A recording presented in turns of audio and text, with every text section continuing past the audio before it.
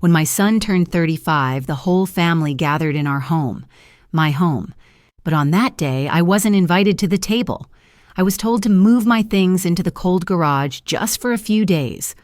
I smiled, said nothing, and watched them celebrate without me.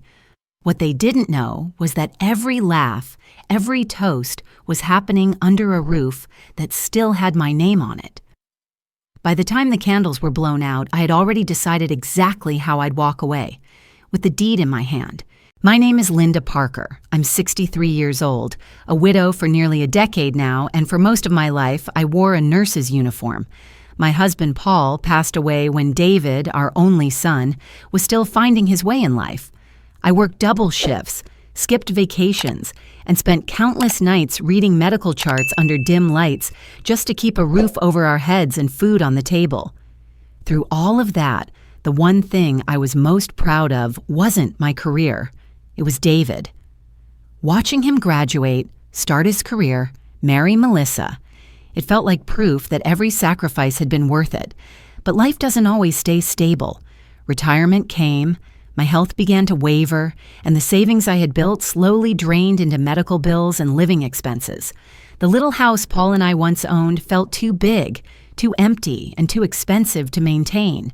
It was David who suggested, in that charming way of his, that I come live with him and Melissa. "Mom, you've done enough," he told me over the phone one late evening. "Melissa and I have plenty of space. You shouldn't be alone." His words were warm, sincere, or at least I believed they were. When I first arrived, Melissa greeted me at the door with that polite smile she always wore. "Linda, it's so good to have you here," she said, wrapping me in a hug that felt just a touch too careful. Her voice was smooth, her tone welcoming. I told myself I was overthinking the subtle distance in her eyes. Their house was bright and airy, with Melissa's touch in every corner, neutral tones, perfectly arranged furniture, fresh flowers on the table. My new room was small but cozy, a soft bed, a tidy dresser, and a little window overlooking the backyard. It wasn't the home I had built with Paul, but it felt safe. The first weeks were almost idyllic. I spent my mornings making coffee, the smell filling the kitchen while Melissa got ready for work. David would wander in, hair messy, tie still untied, smiling at the sight of breakfast waiting.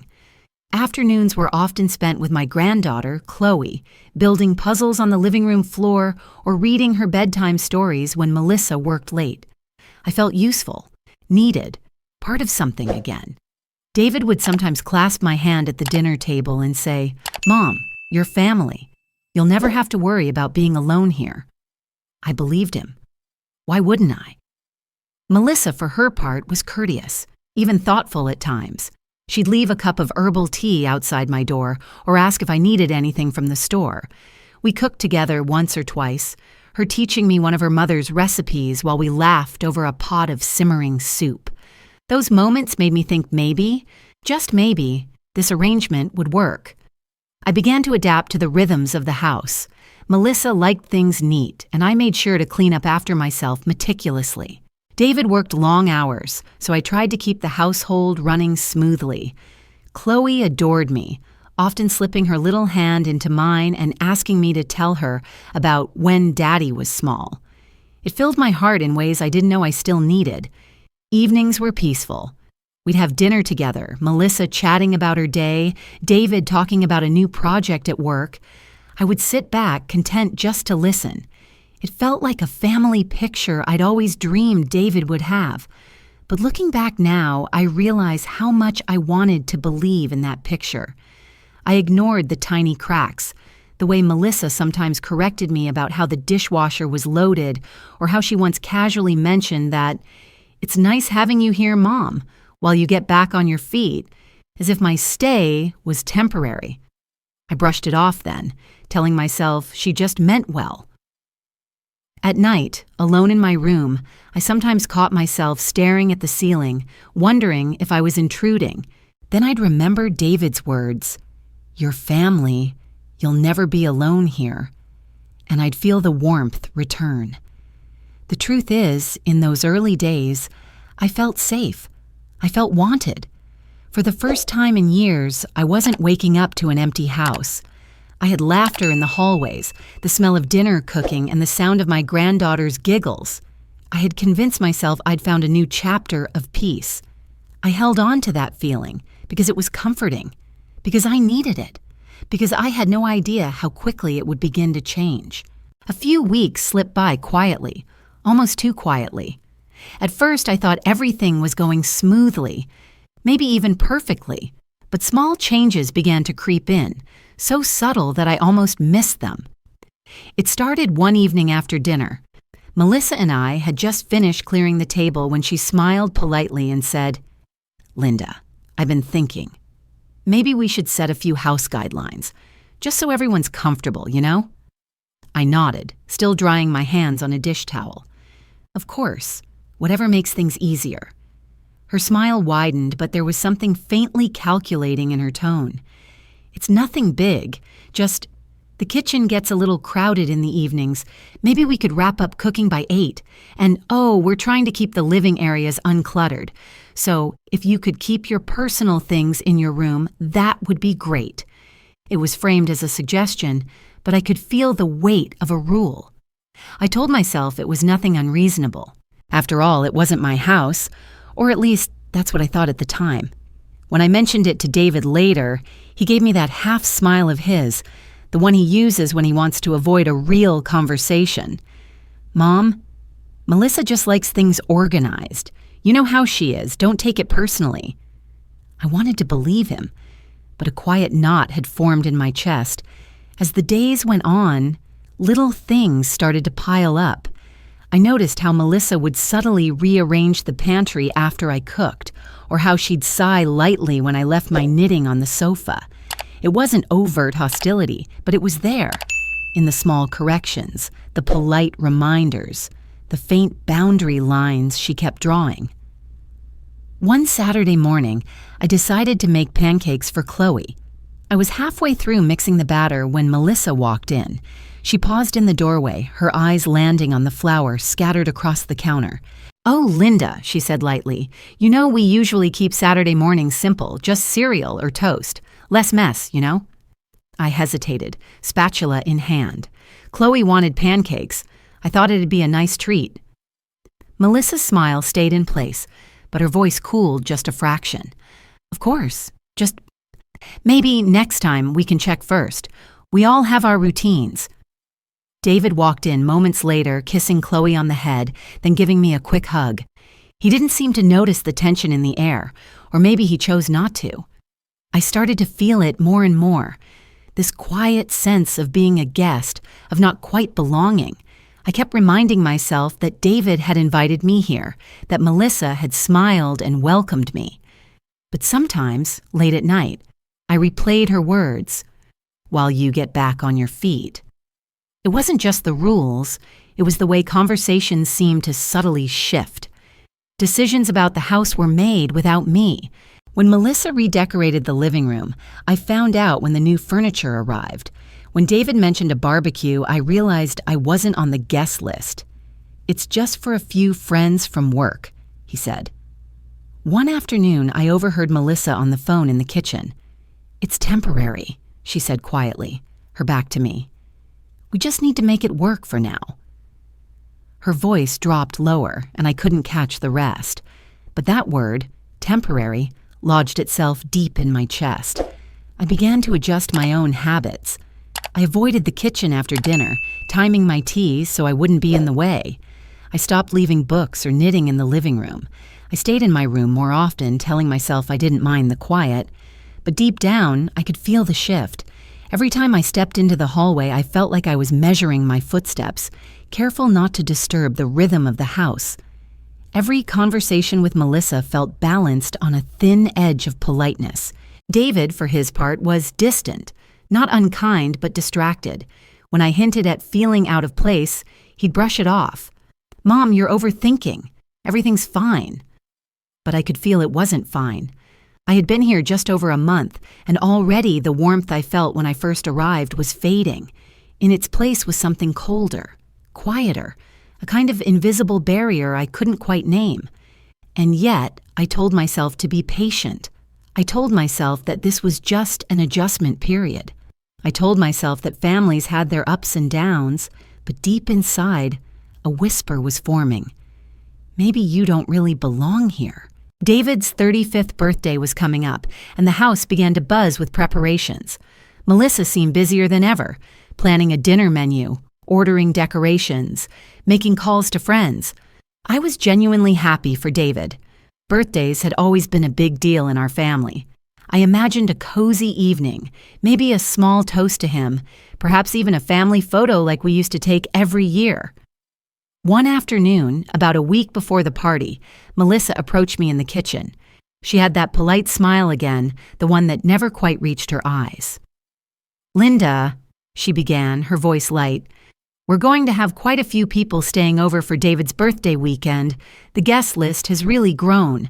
I was wondering, could we use your room for one of the guests?" I blinked at her. "My room? Where would I sleep?" Her tone didn't waver.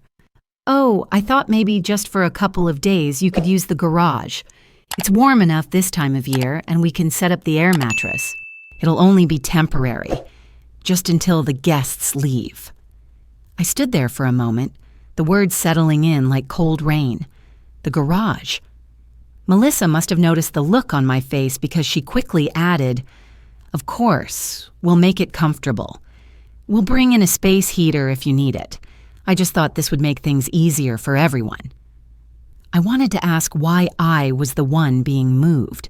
Why not use the garage for storage and keep the guests in the living room? But instead, I swallowed my questions.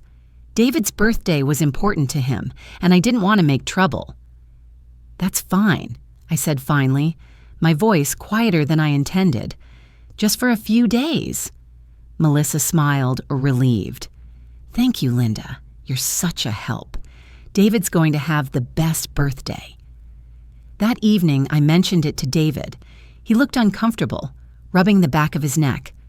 "Mom, it's just for a couple of days. You know Melissa's been planning this for weeks. It'll mean a lot to her if everything runs smoothly." I nodded slowly, but his words didn't feel like the reassurance I wanted. The days before the party were busy. Melissa moved boxes of decorations into the garage, arranging things meticulously. My belongings were shifted to one corner, an air mattress set up in the middle. A lamp from the spare room appeared next to it, casting a weak pool of light in the otherwise cold, shadowed space. I told myself it was fine. I'd been through worse. A few days in the garage wouldn't kill me. But the truth lingered. It wasn't about the garage. It was about what it meant to be asked to leave my own space for the comfort of others. The night before the party, Melissa came to check on the setup. "I hope this is okay," she said, looking around. "We'll make sure you have blankets, and if you need anything, just ask." Her tone was polite, but there was no trace of apology. I smiled faintly. "I'll be fine." Inside, I felt a quiet ache. On the morning of David's birthday, the house was alive with activity. Guests arrived carrying gifts and bottles of wine. Melissa's friends bustled in and out of the kitchen, laughter spilling into every corner. I stayed out of the way, lingering in the garage with my tea, telling myself that it was better this way, less stress for everyone. David stopped by once in the afternoon, ducking his head into the garage. "Hey, Mom," he said, his voice warm but hurried. "Everything okay out here?" I smiled at him. "Everything's fine. Happy birthday, sweetheart." He hugged me quickly, then disappeared back into the house, the sound of music and laughter growing louder as the door closed behind him. I sat back on the edge of the air mattress, staring at the faint light slipping through the cracks in the garage door. I could hear the party inside, Melissa's laugh, David's voice, the clink of glasses. Part of me wished I could be in there. Part of the celebration. Another part of me told myself this was better. Less awkward, less chance of stepping on anyone's toes. Still, the feeling lingered, that I was on the outside, looking in. I wrapped my cardigan tighter around my shoulders and tried to focus on the sounds of Chloe's giggles drifting faintly from inside. She was the one reason I could still feel connected to this house. I told myself the weekend would pass quickly. that in a few days I'd be back in my room, back to normal. But somewhere deep down, I couldn't ignore the faint crack that had opened, a crack in the comfort I thought I'd found here. The day of David's birthday unfolded like a movie I was never invited to watch. From the garage, I could hear the entire soundtrack, music playing from the living room, the rise and fall of laughter, the clink of glasses. Every now and then there was a burst of applause or a wave of voices singing along to a song I couldn't quite make out. I sat on the edge of the air mattress, the faint smell of gasoline and cardboard boxes surrounding me. I'd set a small folding table near the door, with a cup of lukewarm tea and a plate of leftover toast from breakfast. The garage was clean enough, but it wasn't a place meant for living. Every sound from the party seeped through the thin walls, a reminder of where I wasn't. Around midday, the noise inside grew louder. Melissa's laugh cut through the music, bright and ringing. I could almost picture her, standing in the kitchen, wine glass in hand, surrounded by her friends. I imagined David moving from group to group, smiling and shaking hands, as though I were just another distant guest. The garage door opened suddenly, letting in a burst of cold air and muffled chatter from the house. David stepped in, still wearing the same easy smile he'd had since he was a teenager. "Hey, Mom," he said, his tone cheerful but rushed. "Everything okay out here?" I smiled because that's what mothers do. "Everything's fine. Happy birthday, sweetheart." He gave me a quick hug, his cologne mingling briefly with the faint scent of the garage. "Thanks, Mom. I'll check on you later, okay? Melissa's calling me." And just like that, he was gone, pulled back into the party, the door closing behind him. The silence that followed was heavier than before. I stared at the spot where he had stood, wondering how it had come to this. Birthdays used to mean I was the one baking his favorite cake, lighting the candles, watching him make a wish. Now I was sitting in a garage, the laughter of strangers replacing the warmth of family. Hours passed slowly. I could hear the sounds of plates being stacked, chairs scraping against the floor. Voices rose in a birthday song. "Happy birthday, dear David." And then the sound of cheers as candles were blown out. I closed my eyes. I could see it all in my mind.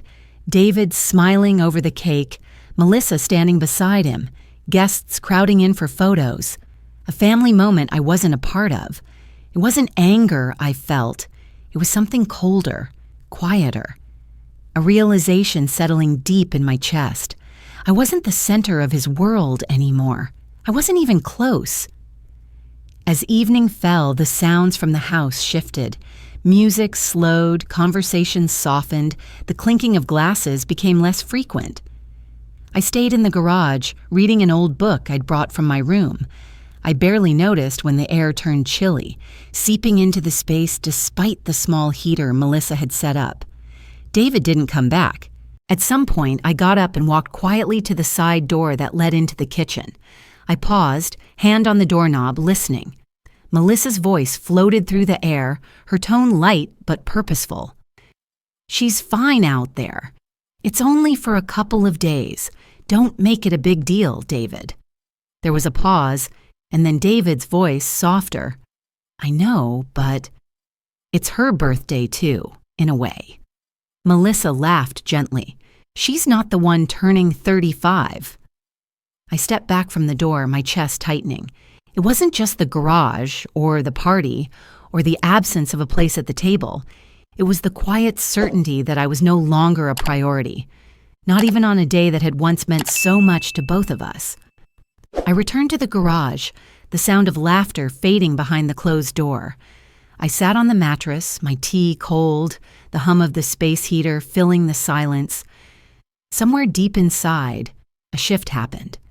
It wasn't a dramatic snap, just a quiet click, like a lock sliding into place. I realized I couldn't keep pretending that everything was fine. The party went on late into the night. When the last guests left, I heard the front door close, voices muffled as Melissa and David tidied up. No one came to check on me again. For the first time since I'd moved in, I felt like a stranger in my son's house. The house was quiet the next morning, but I didn't go back inside right away. I stayed in the garage, half expecting Melissa to come tell me the guests had left, that I could move back into my room, but no one came. The air in the garage was chilly, carrying a faint smell of cardboard, paint, and something metallic. I busied myself by straightening a few boxes Melissa had pushed to the corner. Most were labeled in her neat handwriting: Christmas decorations, Chloe's winter clothes, kitchen storage. Then I noticed a dusty, unmarked box wedged behind an old shelving unit. It was heavier than I expected when I pulled it out, the cardboard creaking under its own weight. I sat cross-legged on the floor, tugged at the brittle tape, and pried it open. Inside, there were stacks of papers, manila folders, envelopes, and a few old photo albums. I brushed the dust off the top folder and opened it. The first thing I saw made me pause. The original purchase agreement for the house I was sitting in. I frowned, flipping through the documents. There was my name, printed clearly as the buyer, Linda Parker. The date brought me back years ago, to a time when David was struggling financially. I had stepped in to help using the remainder of Paul's life insurance payout for the down payment. The arrangement had been simple. The house would be in my name until David was stable enough to refinance. I turned another page, my fingers trembling slightly. The refinancing documents were there, but they were incomplete, unsigned, never filed. The house legally was still mine. I sat back against the cold concrete wall, the realization washing over me. All this time, I'd assumed the house belonged to David and Melissa. I'd told myself I was just a guest, a temporary resident in their home. But on paper, this house was mine. I thought about Melissa's house rules, about being moved to the garage for her guests, about the way she referred to my stay as temporary. A flicker of something sharp, anger, maybe, cut through the sadness I'd been carrying. I dug deeper into the box, pulling out more papers. There were utility bills in David's name, insurance statements, and then, oddly, a letter from the county property office addressed to me, unopened. I tore it open, scanning the lines. It was a standard notice about property taxes, sent months ago. The fact that it was still addressed to me confirmed what I'd just discovered. I was the legal owner. My mind raced. Why hadn't David mentioned this? Did he even realize? And Melissa? Had she always assumed the house was theirs? Or did she know, deep down, that her position here was built on a misunderstanding? I glanced back at the garage door leading to the kitchen, hearing faint movement inside. The sound felt distant, muffled by the new knowledge settling over me. For the first time in weeks, I felt a small surge of control. I wasn't powerless here. I wasn't just an unwanted guest tucked into a corner of someone else's home. I was the one holding the foundation of this house. Literally. I carefully stacked the papers back into the box, but not before slipping the most important documents: the original deed, the incomplete refinancing paperwork, and the tax notice, into a smaller folder I could keep with me. I slid the box back where I'd found it, tucking it behind the shelves so it wouldn't draw attention. Sitting there on the cold garage floor, I let out a slow breath. My heart was still heavy from the way I'd been treated, but there was something else now, a quiet shift, a spark. I wasn't ready to act yet, but I knew I wouldn't forget what I'd just found. Inside the house, I heard Chloe's voice calling for her mother. I stood, dusting off my jeans, and straightened my cardigan. As I reached for the garage door handle, I caught myself smiling. Just faintly. Melissa might think I was tucked away, out of sight, out of mind. David might think I'd quietly accept my place here. But the papers in my hand told a different story. And for the first time in a long time, I felt something I hadn't felt since Paul was alive. The ground shifting back under my feet, steady, firm, and mine. I didn't sleep much that night.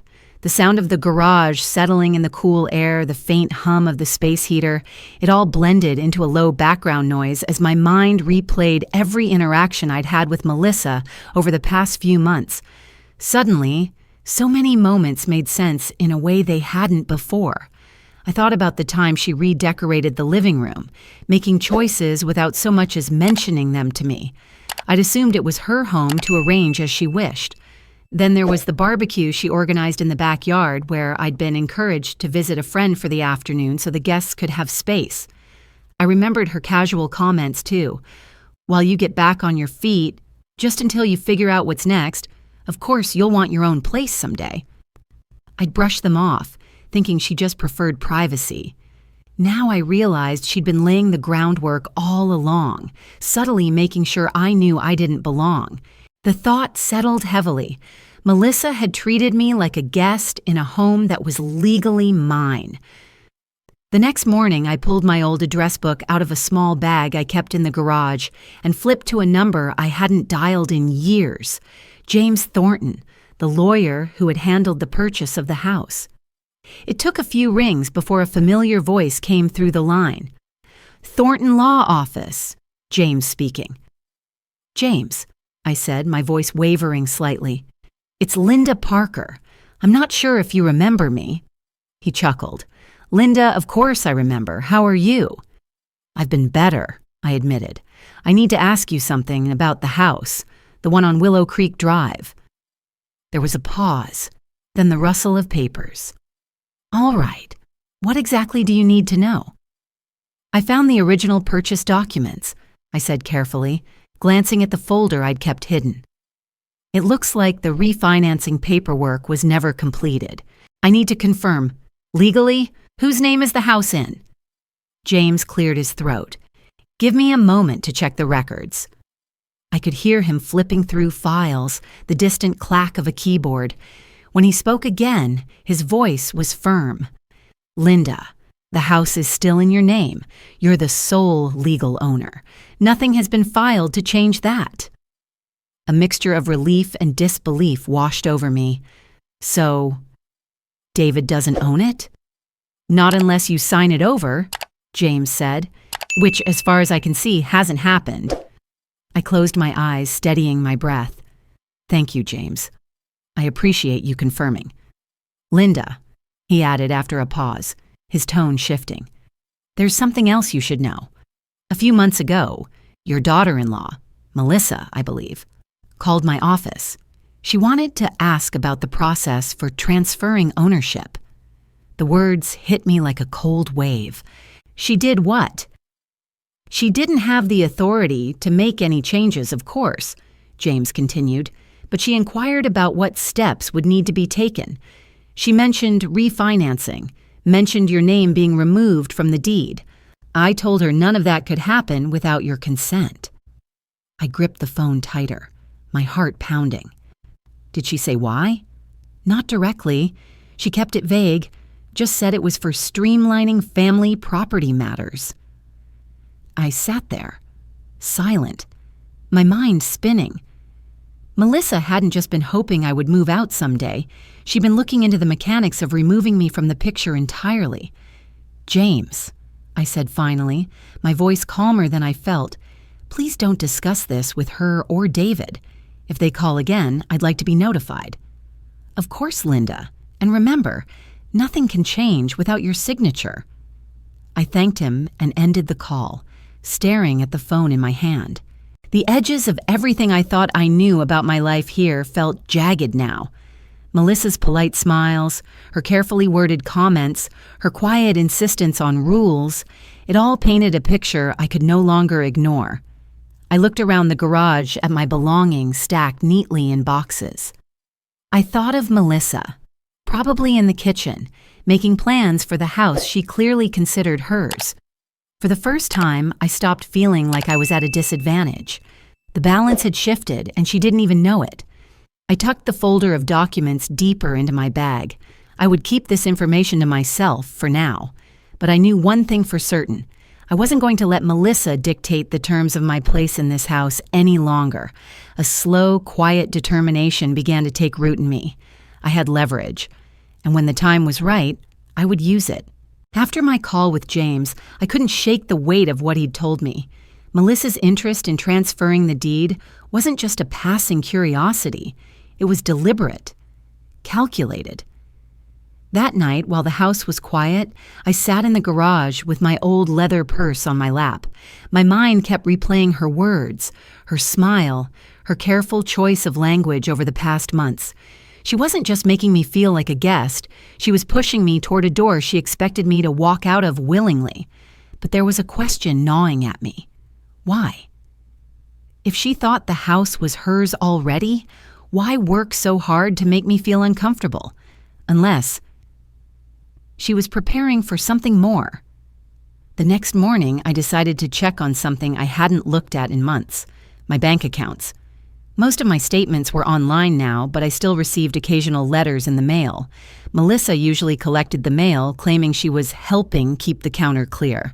I hadn't thought much of it. I dug out my laptop and logged into my account. The numbers didn't shock me. Retirement had left me with modest savings. But as I scrolled through recent activity, a line item caught my eye. An unfamiliar credit inquiry linked to a lender I didn't recognize. I frowned, digging deeper. There were several small notices about accounts associated with my address, none of which I had opened. My pulse began to quicken. To be sure, I logged into a credit monitoring service. It didn't take long for my stomach to drop. There it was, 2 open lines of credit tied to my address.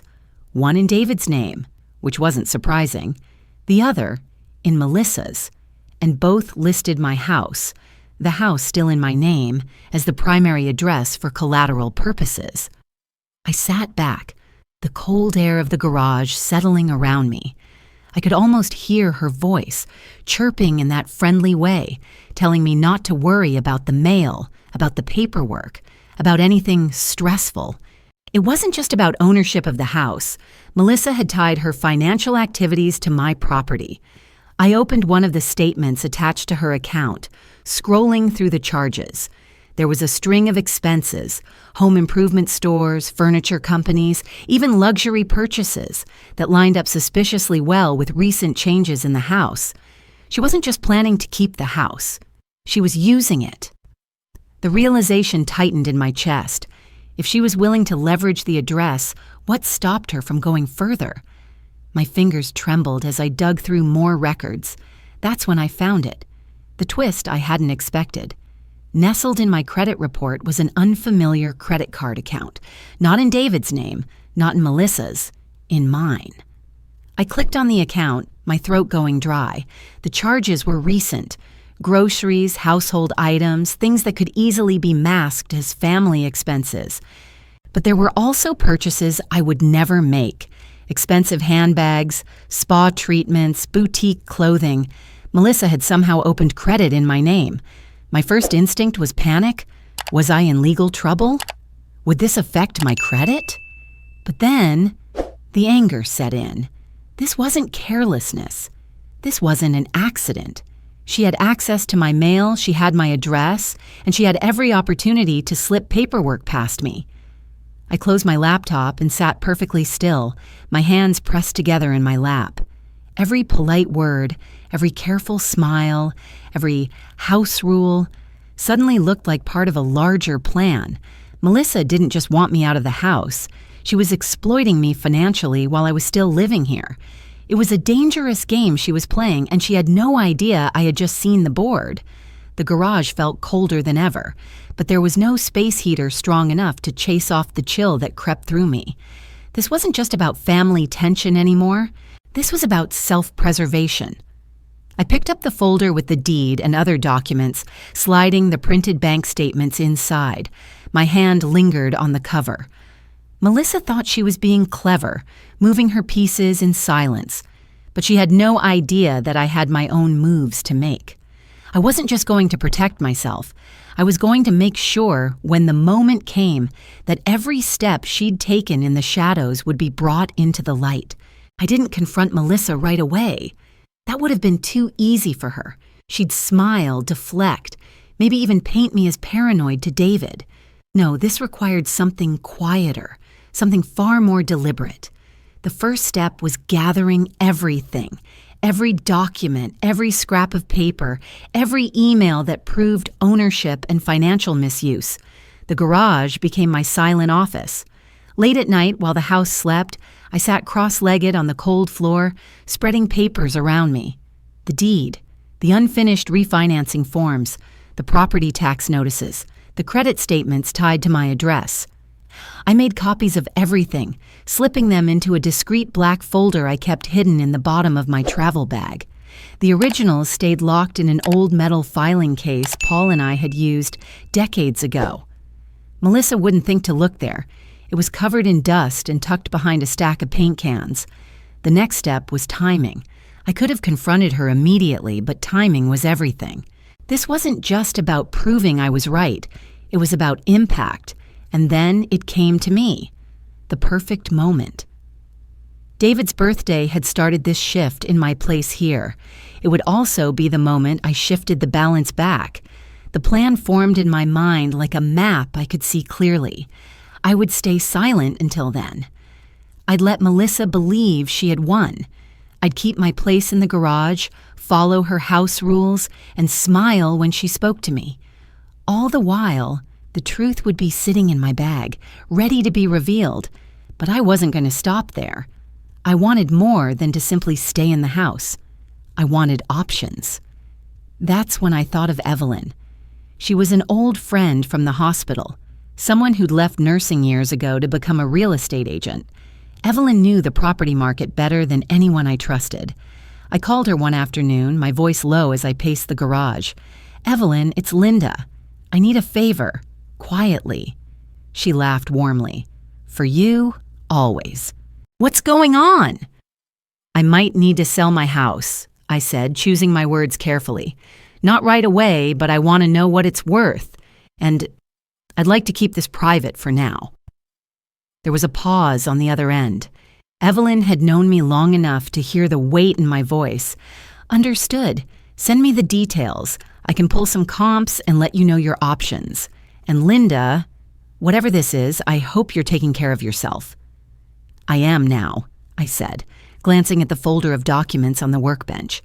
After our call, Evelyn emailed me a preliminary market estimate. The number made my head spin. The house was worth far more than it had been when I first bought it.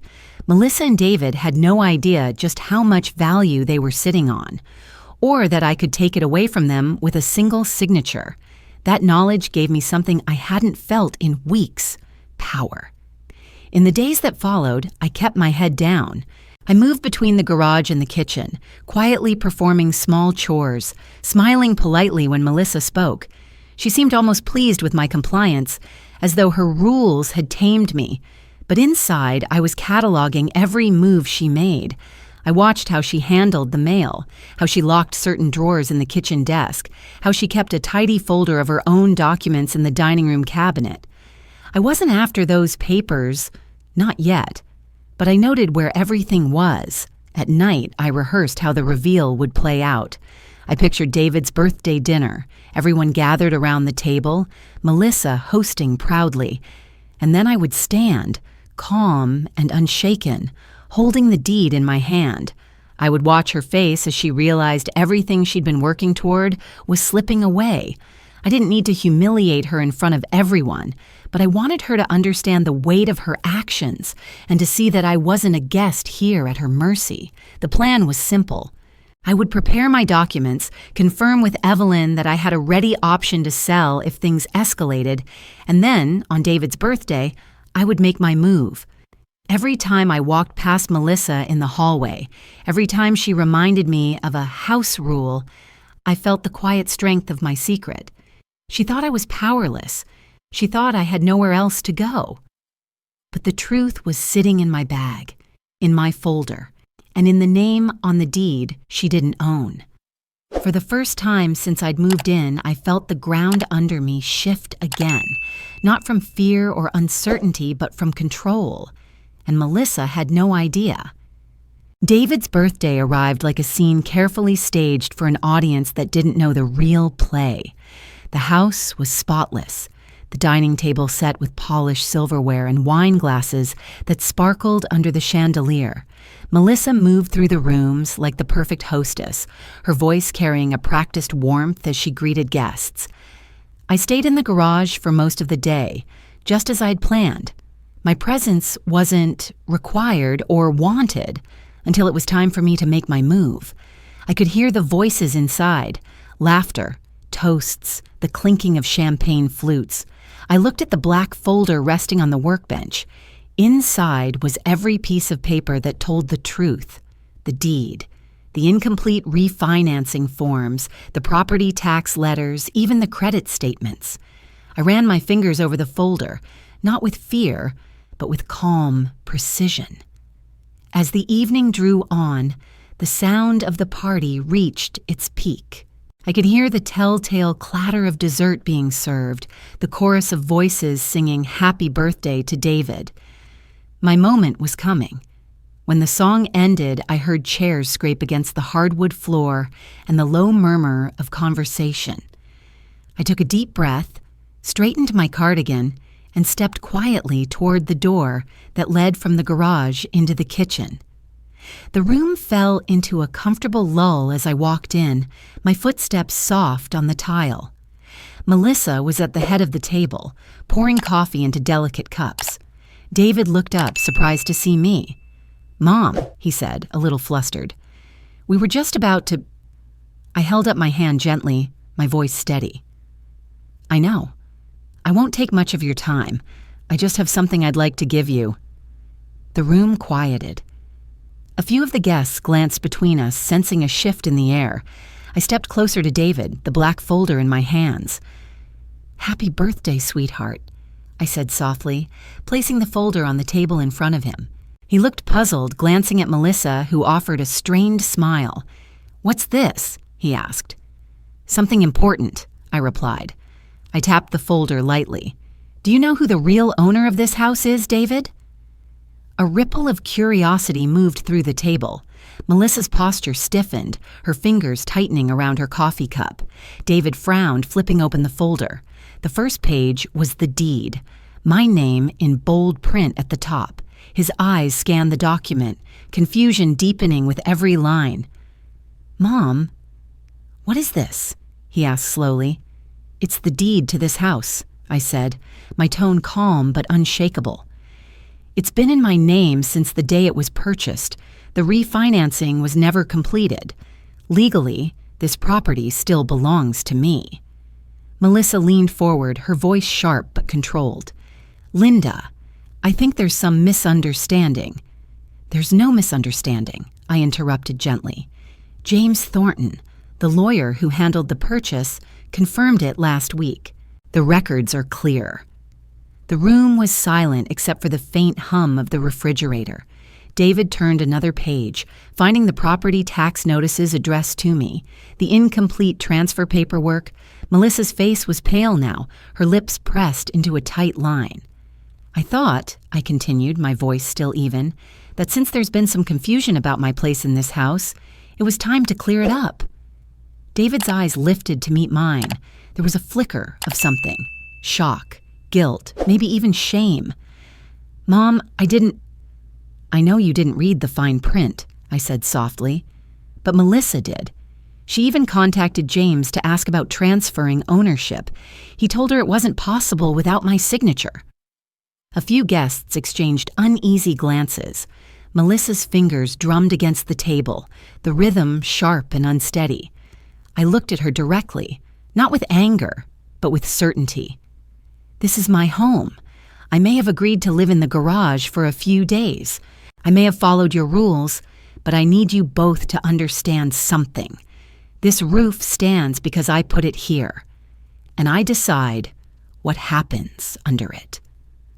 The room felt charged, every word hanging in the air like a spark before a storm. David closed the folder slowly, his shoulders heavy. "Mom," he began, but the weight of the moment seemed to silence him. I smiled faintly, stepping back from the table. That's all I wanted to say. "Happy birthday, David." Then I turned, my steps quiet but certain, leaving the folder on the table like the final card in a game neither of them realized I'd been playing all along. Behind me, I could hear the soft murmur of guests, the silence of Melissa, and the shifting air of a room where the balance of power had just changed. The silence after my words was deafening. I could feel every eye in the room on me, the weight of truth pressing down like a sudden drop in air pressure before a storm. David sat frozen, his hand still resting on the folder. His eyes darted between the documents and my face, as though he was trying to reconcile two realities that couldn't coexist. "Mom," he began, but his voice trailed off, weak and uncertain. Melissa moved faster. She straightened in her chair, that familiar polite smile gone. "Linda, I think this is a bit dramatic. There must be some kind of mistake. Property records can be complicated. We've been managing this house for years." "There's no mistake," I said, my tone calm, cutting clean through her words. "Every tax bill, every legal notice is addressed to me. James confirmed it, and now David knows it too." Her eyes flashed, a mix of disbelief and something sharper. "This is just paperwork," she said quickly. "It doesn't change how the house runs or who's been taking care of it." I tilted my head slightly, holding her gaze. "You mean who's been spending against it? Using its address for credit lines? Opening accounts under my name?" Melissa's mouth opened, then closed. A flicker of panic crossed her face before she masked it with a tight smile. "I have no idea what you're talking about." "I think you do," I said, my voice steady. "And I think this is the moment you realize how much I've been watching." David looked at Melissa, confusion and shock breaking through his earlier silence. "Melissa, what is she talking about?" She shifted in her seat, her hands clasping together. "It's nothing, David. She's just misunderstanding things. You know how bills get mixed up." I didn't raise my voice. I didn't need to. "David, I've already contacted the bank. Every account tied to this address that uses my name is flagged. Every line of credit linked to the property has been frozen until further notice, and every piece of mail addressed here is being redirected to my new address." Melissa's face went pale. "Your new address?" I smiled faintly. "Yes, I'm moving out. Tonight." David's eyes widened. "Mom, wait, what do you mean you're moving out? Where will you go?" "I have somewhere lined up," I said simply. "A place where I'm not in a garage or under someone else's rules or treated like a burden. I came here to help, to be part of this family. But it's clear this house doesn't feel like home anymore, and that's fine, because it's my name on the deed, and that means I choose where I live and how." The room was dead quiet. Melissa looked like she wanted to speak, but for once, no words came. I reached into my bag and placed a small envelope on the table. Inside is a copy of the deed, the legal notices, and the list of accounts I've had locked. If either of you needs to discuss the property further, my lawyer will be happy to take your call, but I suggest you think carefully before making any decisions. David opened his mouth, then closed it again, his expression a storm of confusion, guilt, and something unspoken. I stepped back from the table, my movement slow and deliberate. "David, I love you. That hasn't changed, but love doesn't mean I'll stay where I'm not respected. Melissa, I hope you understand now that actions have consequences." Melissa's jaw tightened, her eyes locked on the envelope like it was a live wire she didn't dare touch. I turned toward the door, my steps steady. Behind me, the room remained frozen, the reality of the situation settling over them like an uninvited guest. Before I reached the doorway, I paused and glanced back just once. Oh, and one more thing. The locks on any financial account tied to this house aren't temporary. They stay closed until I decide otherwise. That's how ownership works. Melissa's face flushed. David looked down at the table, his fingers tracing the edge of the folder. I didn't wait for a response. I opened the door, stepping out into the cool night air. The sound of laughter and clinking glasses was gone, replaced by a silence so deep it followed me to my car. For the first time in a long time, I felt weightless. 3 months had passed since the night I walked out of David's house for the last time. The cold air of that evening still lingered in my memory, not as a chill, but as a strange kind of freedom. I had stepped into my car, the black folder safe in the passenger seat, and driven away from a place that had once felt like home, but had become nothing more than a holding pen for someone who no longer belonged. Now, my life looked different.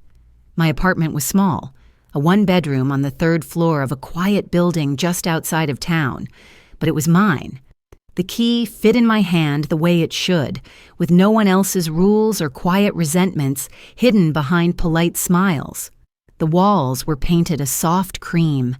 The kitchen was modest but warm, and the balcony overlooked a line of maple trees that would soon turn red and gold as autumn settled in. I'd furnished the space simply, with pieces I'd chosen myself. The sofa was second-hand but comfortable, draped with a knitted throw I'd made years ago. A small dining table sat by the window, its surface often covered with books and teacups. In the corner, a stack of Chloe's drawings leaned against the wall, a quiet reminder that some parts of family were still untouched by the conflict. Mornings were peaceful now. I'd wake up to the smell of coffee brewing, open the balcony door to let in the crisp air, and read the newspaper without the weight of tension in the air. There were no unspoken rules here, no undercurrent of disapproval humming beneath every conversation. It wasn't that I'd shut David out entirely. He had called, of course. At first often, then less, as the weeks passed. His voice on the phone had a mixture of guilt and hesitation. "Mom, I just wanted to see how you're doing," he'd say. "I'm fine, David. The new place is good for me," I'd reply, my tone warm but measured. Sometimes he'd try to steer the conversation toward the house, toward Melissa. "She's still upset," he'd admit once. "She says there are things we should talk about." "I'm sure she does," I'd say quietly. "If there's anything important, my lawyer is available." I didn't say it to be cruel. I said it because boundaries were necessary now. In truth, I didn't miss the house. I missed the idea of it, the version of home I thought I'd find there. But home isn't walls or furniture. It's the feeling of being safe, welcome, respected. And I'd built that here, in my own way. Chloe was the one connection that remained steady. David brought her to visit twice, each time with a hesitant smile, as though unsure how I'd react. But the moment she came through the door, all awkwardness fell away. "Grandma," she'd squeal, running into my arms. We'd bake cookies in my small kitchen, her little hands dusted with flour, her laughter filling the apartment. I never spoke badly about Melissa in front of her. That wasn't Chloe's burden to carry. My home was her safe place too, a space untouched by adult resentments. As for Melissa, she hadn't called. Not once. Part of me wondered if she was angry, embarrassed, or simply relieved that I was gone. Maybe all three. But I didn't waste time on her feelings anymore. I'd spent too long twisting myself into knots to fit her expectations. That part of my life was over. The house on Willow Creek Drive still stood, of course. Legally, it was still mine, but I didn't use it as a weapon.